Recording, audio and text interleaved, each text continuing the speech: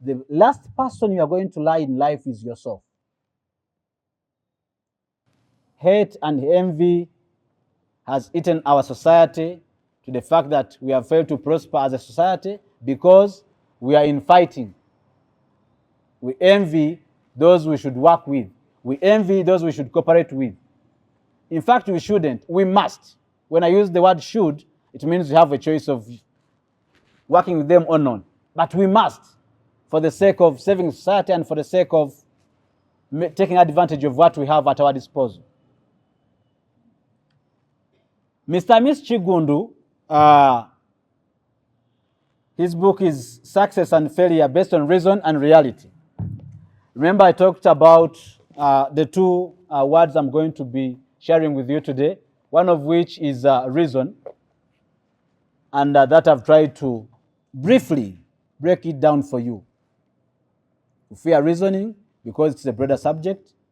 We fear take advantage of reasoning because we fear to face the new us from the preconceived us that we have within ourselves.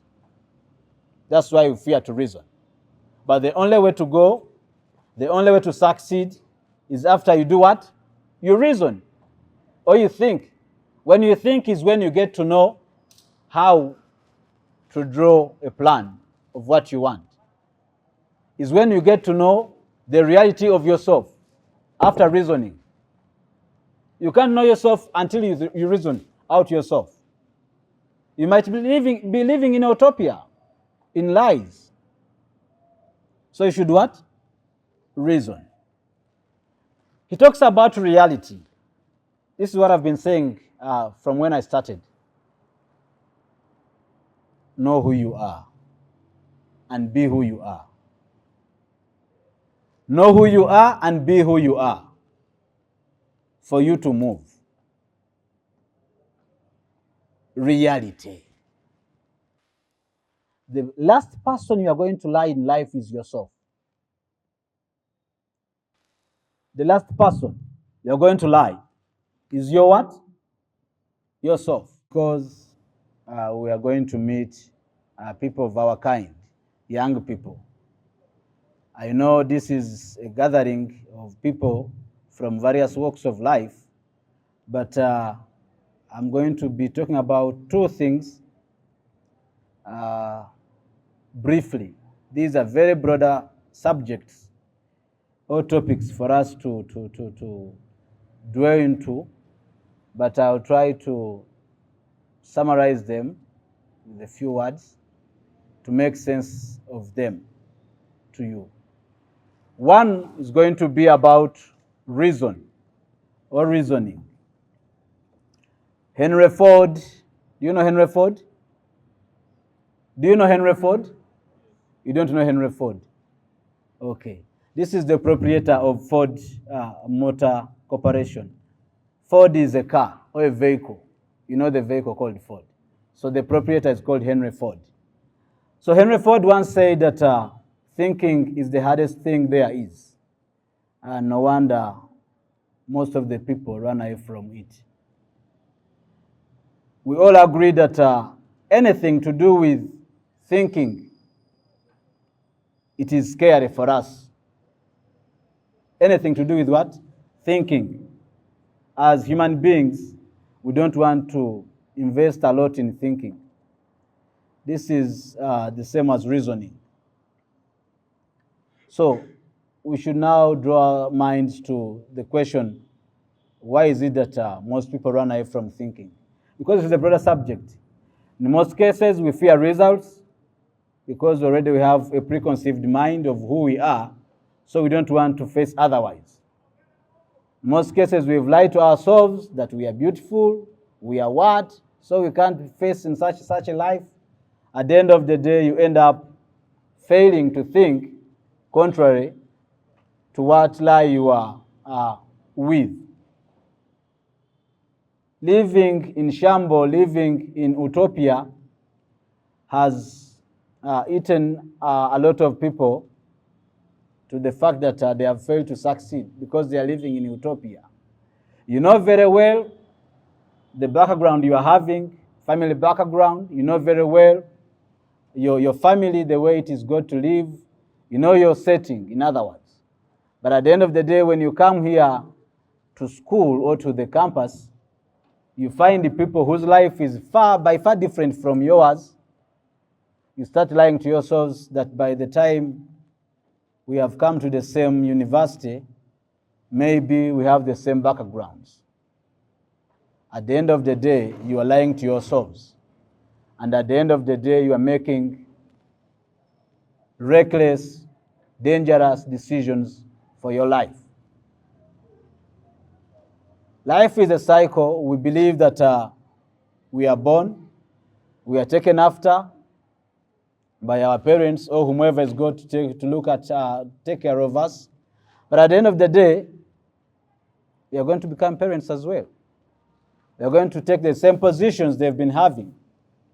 You have to look after a certain group of people.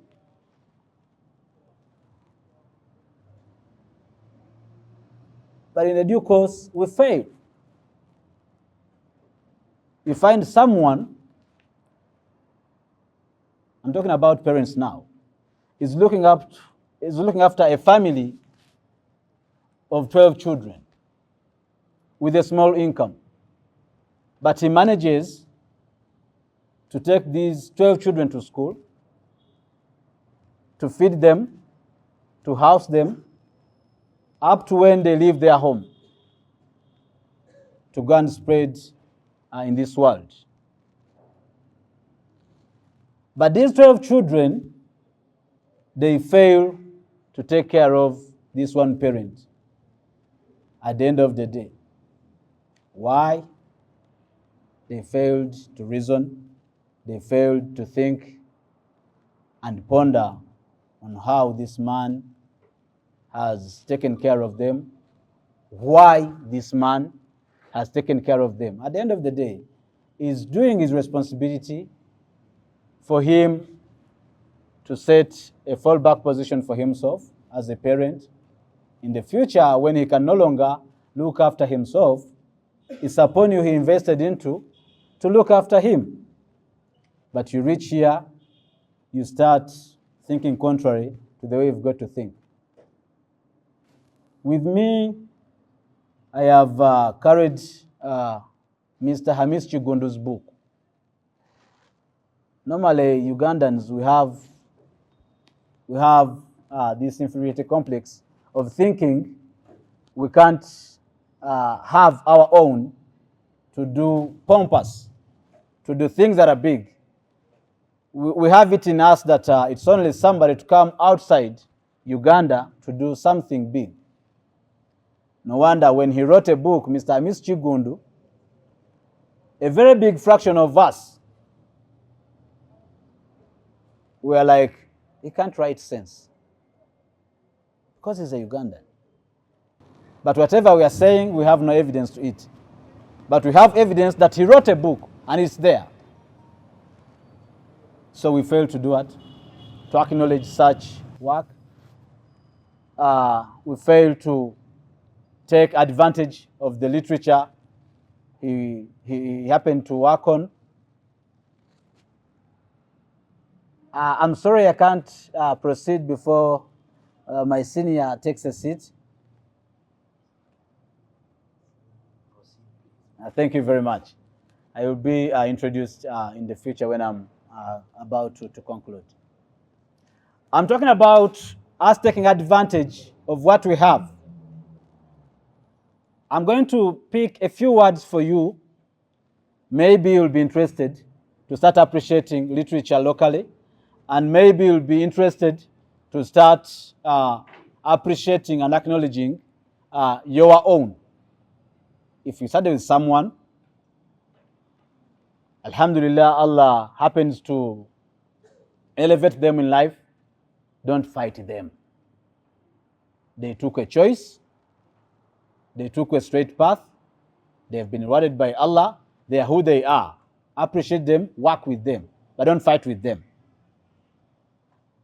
Hate and envy has eaten our society to the fact that we have failed to prosper as a society because we are in fighting. We envy those we should work with. We envy those we should cooperate with. In fact, we shouldn't. We must. When I use the word should, it means we have a choice of working with them or not. But we must, for the sake of saving society and for the sake of taking advantage of what we have at our disposal. Mr. Miss Chigundu, his book is Success and Failure Based on Reason and Reality. Remember, I talked about the two words I'm going to be sharing with you today, one of which is reason, and that I've tried to briefly break it down for you. We fear reasoning because it's a broader subject. We fear take advantage of reasoning because we fear to face the new us from the preconceived us that we have within ourselves. That's why we fear to reason. But the only way to go, the only way to succeed is after you do what? You reason or you think. When you think is when you get to know how to draw a plan of what you want. Is when you get to know the reality of yourself after reasoning. You can't know yourself until you reason out yourself. You might be living in utopia, in lies. So you should what? Reason. He talks about reality. This is what I've been saying from when I started. Know who you are and be who you are. Know who you are and be who you are for you to move. Reality.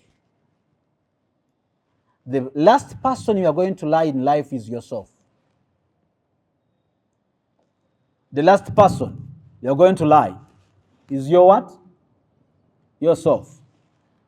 3 days back, I was talking to someone, and they had issues. They have issues amongst themselves with her sister. Then she told me, but at the end of the day, I can't lie to you. I can't lie to myself. And neither can my sister lie to herself. We all know the truth of what happened. And we shall come to terms with ourselves. Individually, then we shall make peace amongst ourselves. The best way to make peace in society is, first of all, to make terms with the reality of yourself, who you are. You won't be on pressure. You know you don't have 500k, you don't have it. Don't start lying yourself that maybe I have it in Nabilu's pocket. Maybe I have it in my boyfriend's pocket or girlfriend's pocket. Much as Sheikh Bulaf doesn't like to hear the word boyfriend and girlfriend, because we don't have it in Islam. We have husband and wife. You don't have it, you don't what? You don't have it. Reality. So, that reality check of it comes with reasoning, comes with thinking about who you are. And before I come to the last bit of it, still on reasoning, this is a religious aspect. Allah subhanahu wa ta'ala in Surah Anfal, he talks about it. Several times in the Quran, not only Anfal, even in Araf, is questioning whether we don't reason.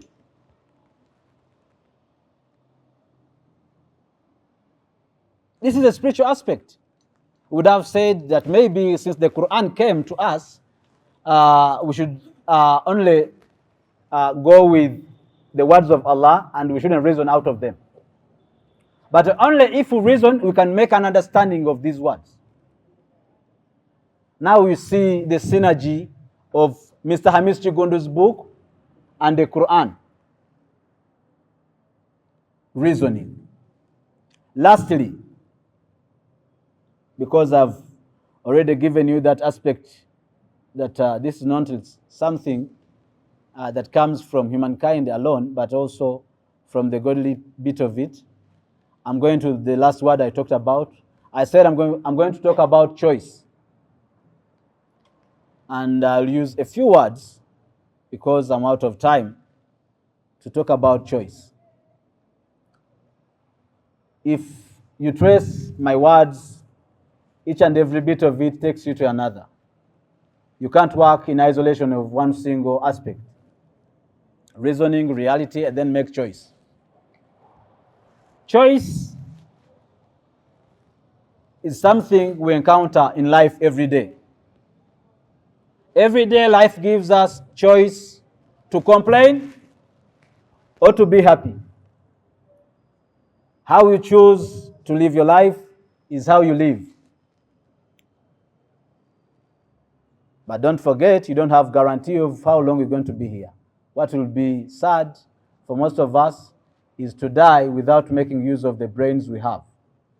Choice. Choose to be happy or choose to complain. Choose to reason or choose to live a life of lying yourselves. Choose to face reality or choose to live in utopia. This is your choice. Choose to set a different home or choose to leave your home to be the way it is. If your parents didn't take trouble to be rich and wealthy parents, it's your duty to change the story back home. Thank you very much. Assalamu alaikum wa rahmatullahi wa barakatuh.